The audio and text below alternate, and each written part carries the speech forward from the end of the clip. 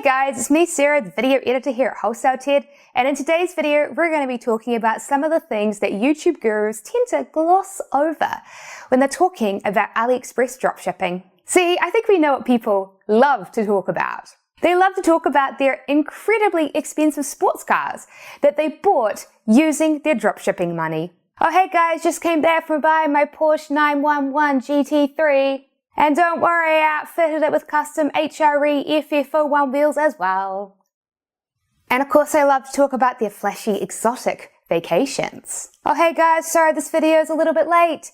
Just got back from my first class flight from the Maldives. Because you know, it's a lot more fun to talk about stuff like that, rather than talk about things like, oh hey guys, just woke up today to find that my PayPal account has been frozen. Oh yeah, so just checked and saw that I have a chargeback. Oh hey look, just checked my email. There's a customer asking for a refund. And the truth is, I haven't been completely innocent of this myself either, which is a shame because it is true, dropshipping is not an absolutely perfect business. A lot of newbies jump in and they find success, but then they have one of these things happen to them. And often they get taken by surprise because they weren't expecting it, because nobody talked about these potential issues. The unfortunate thing though is that these things are either easily overcome or you can do things in advance to prepare for them so that they don't happen to you. Which is actually why in this video I'm going to address these three things and explain how to overcome them and what you can do in advance to prepare for them. So let's jump straight into it. Number 1, getting banned on PayPal.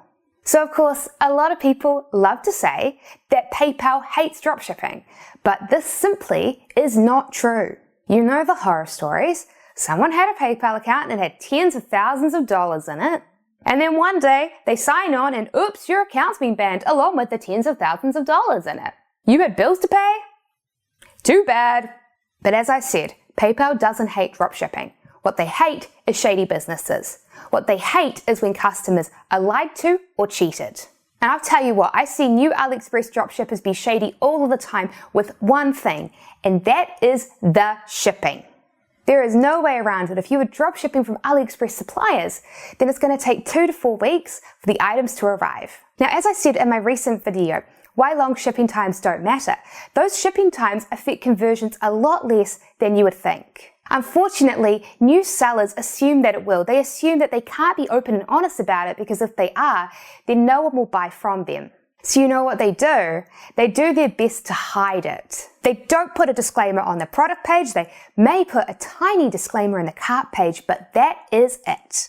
Yeah, no. You should be putting the disclaimer very clearly on your product page, and I recommend that you bold this to make sure that the potential customer sees it. And then I recommend that you go ahead and you put the disclaimer in your confirmation email telling the customer that the shipping is going to take 2 to 4 weeks and to please be patient. You want to make sure that the customer realizes that it's going to take 2 to 4 weeks to arrive. That way you're going to get a lot less emails from people asking you where their item is. But you also want to do it because if you do this, you're going to get a lot less PayPal disputes from people, again, wondering where their item is. And if you have been upfront and honest about them with the shipping times, then you will win those disputes. And it's those disputes that are getting people's PayPal accounts banned. So make sure that you are open and honest from the very beginning. 2, getting chargebacks. No one wants to talk about chargebacks because getting a chargeback isn't fun. Credit card companies let their customers charge back if they either didn't get an item or they were the victim of a fraudulent transaction. But it doesn't just end there because you as the merchant get the opportunity to respond. You can upload documents and evidence to prove that what the customer is claiming isn't true. Now customers tend to do chargebacks for either one of 2 reasons. Firstly, because the customer didn't recognize the charge on their credit card bill, so of course they're going to think that they were the victim of a fraudulent transaction. This is very easy to avoid. If you're using Shopify when setting up Shopify payments, make sure in the statement descriptor box you have the name of your store. Unfortunately, the more difficult one to deal with is when the customer is simply unhappy and feels cheated.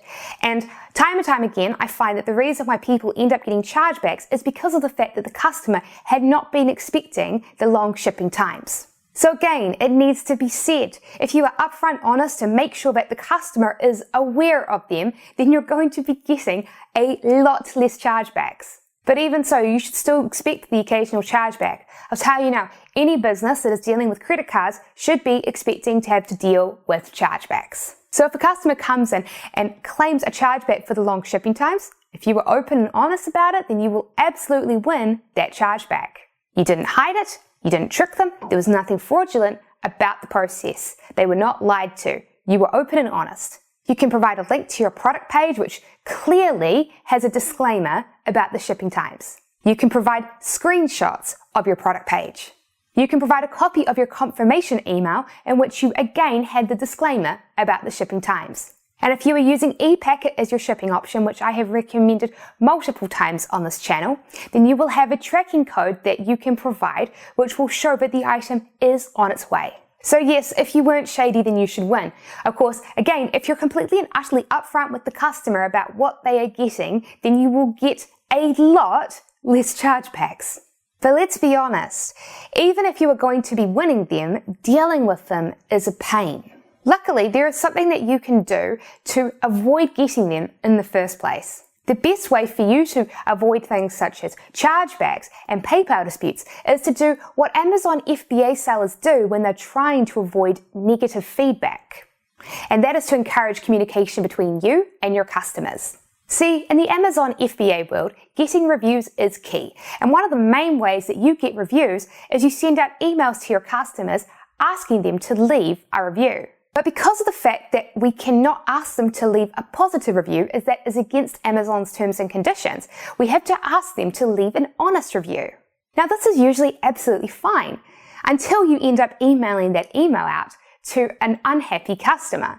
And so when you ask them to go leave an honest review, they end up leaving a negative review. And that is very, very bad. So what do?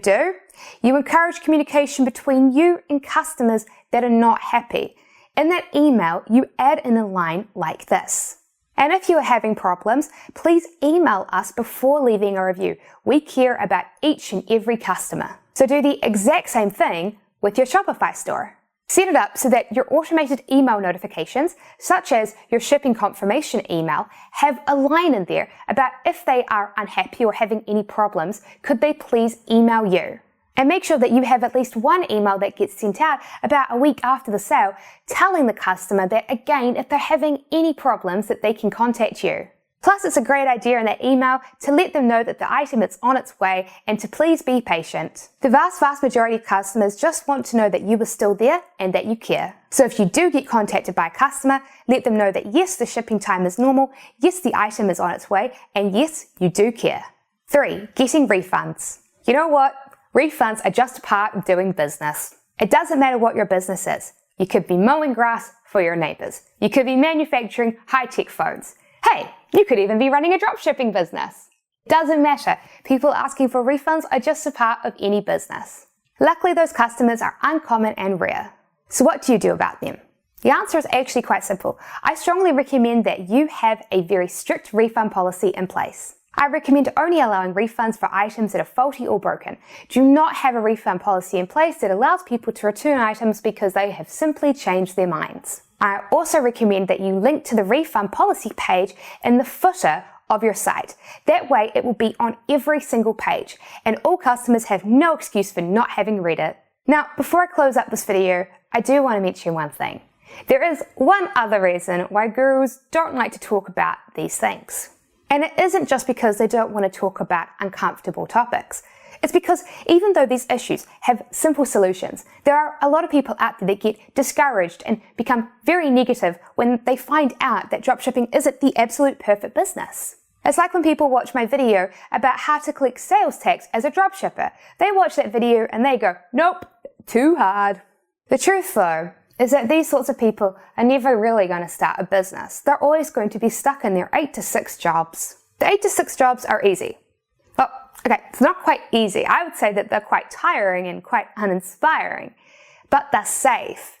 Because every day you go to work, you know that you're going to get a basic paycheck. And if you want to be one of those sorts of people, that's absolutely fine. Most of my friends are those types of people. I've got nothing against that. But the truth is that the people that succeed and the people that get rich are the ones that see challenges as opportunities. Because you see, the successful individuals see those that are afraid of starting the business because they're scared of their PayPal account getting frozen. And they see them and they go, oh great, one less competitor for me. They know, like how I've explained in this video, that there are solutions to all problems. With a bit of research and a little bit of problem solving, you can generally find an answer to anything. So they don't let it stop them. They go out there, they see what silly mistakes people were making that were getting their PayPal accounts frozen, and they don't make them. So really, the question I have for you is, what type of person will you be? Thanks for watching this video. If you liked it and you appreciated the honest advice, then it would be really great if you gave this video a thumbs up. And if you'd like to get more videos like this, then please subscribe to Wholesale Ted. And if you would like to start your own dropshipping business, but you don't know how, then you should be sure to download our free ebook, How to Make $10,000 a Month Online with Dropshipping. You can find a link on how to download this incredible life-changing ebook in the video description below.